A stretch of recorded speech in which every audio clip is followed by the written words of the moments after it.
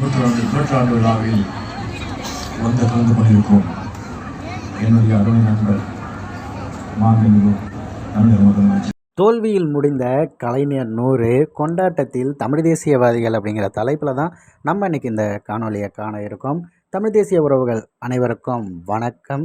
நேற்றைய தினம் பார்த்திங்கன்னா ஒரு மிக முக்கியமான முன்னெடுப்பு எடுக்கிறோம் அப்படிங்கிற பேரில் கலைஞர் 100 அப்படின்னு சொல்லிட்டு கருணாநிதி அவர்களுக்கு ஒரு மிகப்பெரிய பாராட்டு விழாவை செய்கிறோம். அதுவும் திரைத்துறையில் அவர் செய்த சாதனைகளுக்காக இந்த விஷயத்தை முன்னெடுக்கிறது தமிழக அரசு அப்படின்னு சொல்லிட்டு முதல்வருடைய தலைமையில் இந்த நிகழ்வு நடந்திருக்குங்க. ஆனால் மிகப்பெரிய சோகம் என்னென்னா, இடும்பவனம் கார்த்தி அவர்கள் அந்த படத்தை பதிவிட்டு காலி சேர்களுடன் இருக்கக்கூடிய அந்த படத்தை பதிவிட்டு ஆழ்ந்த இரங்கல்கள்னு பதிவு செய்திருக்காரு.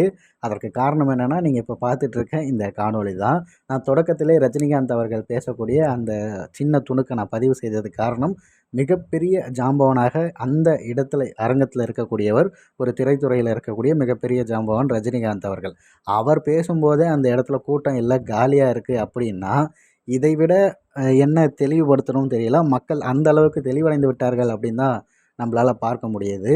நிறைய நடிகர்கள் அதில் கலந்துக்கிட்டு இருந்தாங்க. உதாரணமாக சூர்யா அவர்கள், கார்த்தி அவர்கள், ஜெயம் ரவி, தனுஷ் அவர்கள் அப்படின்னு சொல்லிட்டு நிறைய பேர் கலந்துக்கிட்டு இருக்காங்க. இருந்தாலும் கூட ரஜினி, கமல் போன்ற பெரிய நட்சத்திரங்கள் கலந்துடாமல் தோல்வியில் முடிந்த மாதிரி தான் இந்த நிகழ்வு இருக்குது. பாசத்தலைவனுக்கு பாராட்டு விழா அப்படின்னு சொல்லிட்டு ஒரு காலத்தில் எடுத்து ஒரு மிகப்பெரிய அளவில் பேசுபொருளாக மாற்றுறதுக்காக நிறைய வேலைகளை அப்போ செய்தாங்க. ஆனால் அப்போ இருந்த மக்கள் இப்போ அதே மாதிரி இருப்பாங்கன்னு அப்படின்ற அவங்களுடைய எண்ண ஓட்டம் தான் வீணாக போச்சு. அட்லீஸ்ட் காசு கொடுத்தாவது கூப்பிட்டுருந்துப்பாங்க போல். அப்படி இருந்தும் கூட மக்கள் வரலையா என்னன்னு தெரியல. மிக குறைவான சொற்பச்சேர்கள் மட்டுமே இருந்து மீதி எல்லாம் அப்படியே காலியாக இருந்தது. இதில் குறிப்பிட வேண்டிய விஷயம் என்ன அப்படின்னா, தமிழ் சினிமாவில் தற்போது இருக்கக்கூடிய அதிக இளைஞர் படை கொண்ட மிக முக்கியமான 2 நடிகர்களுடைய ரசிகர்களோ இல்லை அவர்களை பற்றி எந்த ஒரு விஷயமும் வெளியே வரல. நடிகர் விஜய் மற்றும் அஜித் அவர்களுடைய பயணம் இந்த இடத்துல இல்லவே இல்லை. அதே நேரத்தில் அவர்களது ரசிகர்களும் இந்த இடத்துக்கு வரலை அப்படிங்கிறதும் குறிப்பிடத்தக்கது.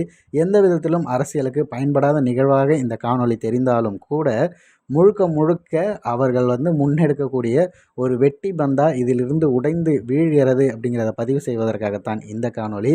கலைஞர் 100 பற்றி உங்களது பார்வை என்னங்கிறத மறக்காமல் பின்னோட்டத்தில் பதிவிட்டுடுங்க.